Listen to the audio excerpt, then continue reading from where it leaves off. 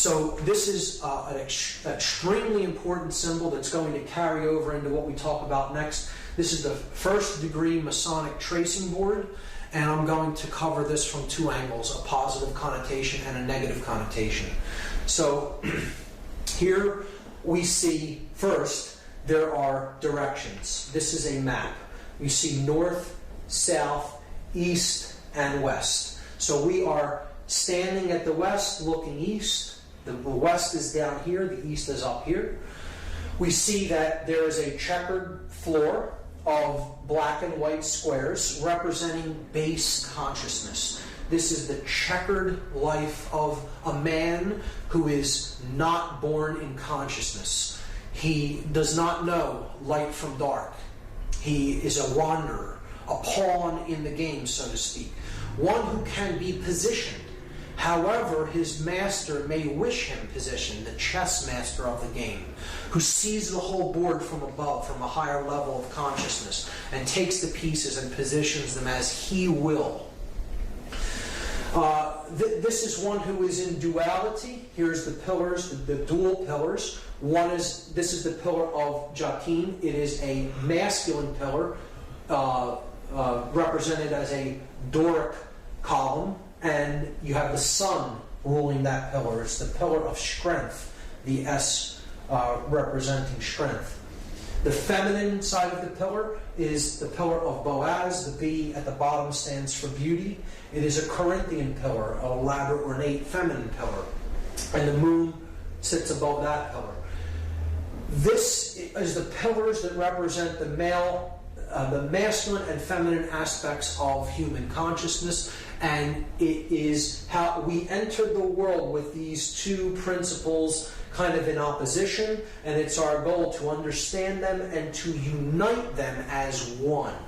To use our willpower. This is the pillar of will or wisdom, which the W stands for. It is Jacob's ladder. Jacob, as described in the story of Genesis, goes to a higher level of consciousness. He experiences God consciousness. He comes back down to the earth and understands that really the journey of life is to get back to that level of pure awareness and pure consciousness. And that is the end of the journey, kind of. It's like you enter in this dual state, seeing things as separate, and then the object is to make it through the realm of duality, the checkerboard floor, and unite the two principles as one, and then you're born into the stars, into the light of conscience and consciousness. So that's the journey up Jacob's ladder.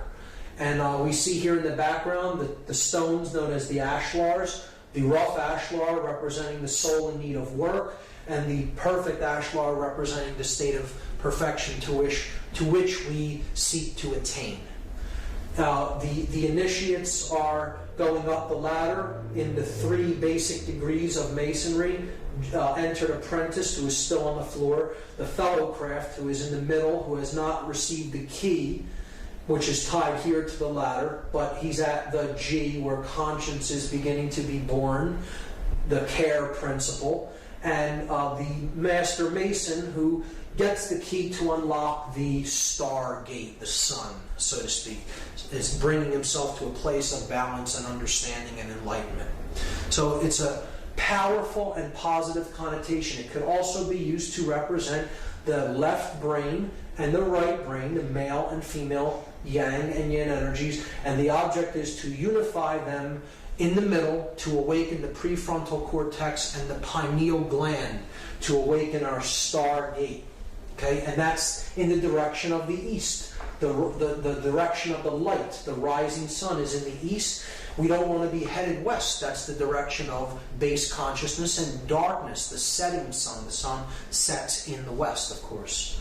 So powerful symbology there, but it unravels even more when we consider this tracing board on its side, as I will show you. Again, here we're seeing the 3 lights in the heavens, the lights of Freemasonry, the lights of the religions, the sun, the moon, and the all-seeing eye, the stars and planets. Again, we saw the religions of Christianity, Islam, and Judaism representative of these principles.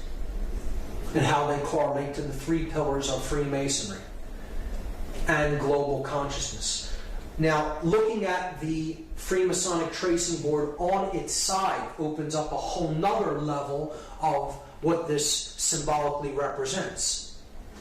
So again, we're given directions. Here is the west, here is the east, this is the south, and this is the north. Understanding what we now understand about astrotheology, we can now understand what this whole scene really depicts. It depicts the spiritual journey of man out of the prison vibration that is on the earth, identification with the physical world of matter.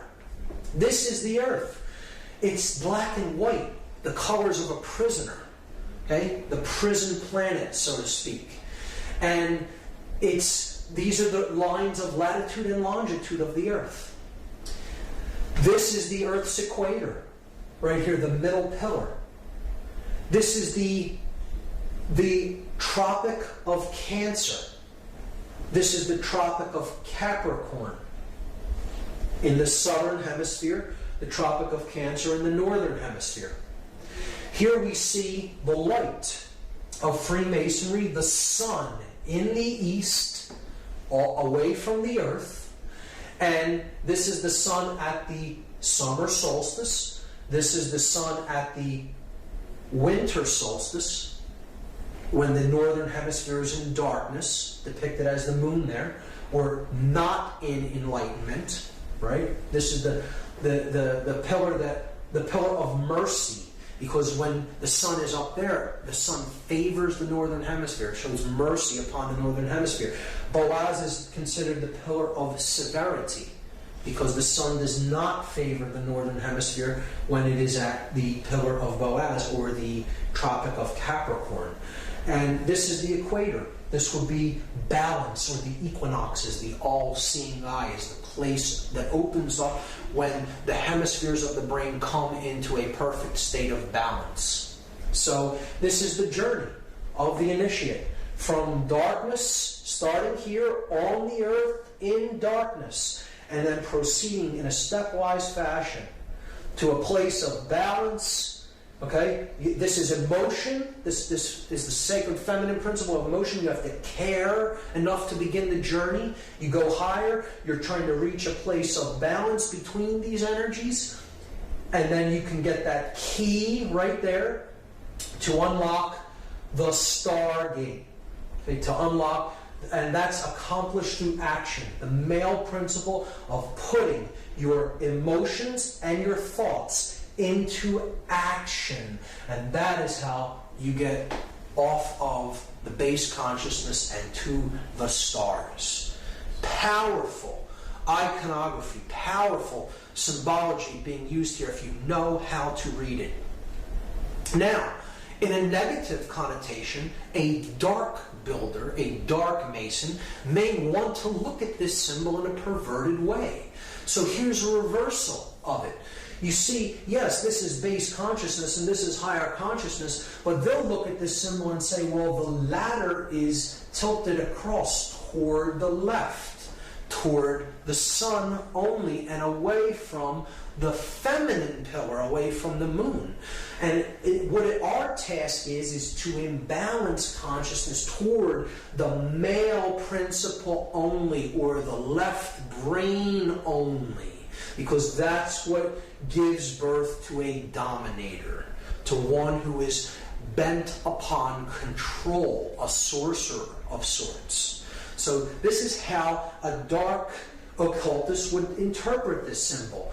I'm God, my will be done. I will use my influence to take those in base consciousness and give them the dark light. Make them think that they're being initiated into something important. Well, what I'm really doing is imbalancing consciousness to the left brain. And that is what some people are doing with certain individuals who enter Blue Lodge degrees in rogue lodges of Freemasonry.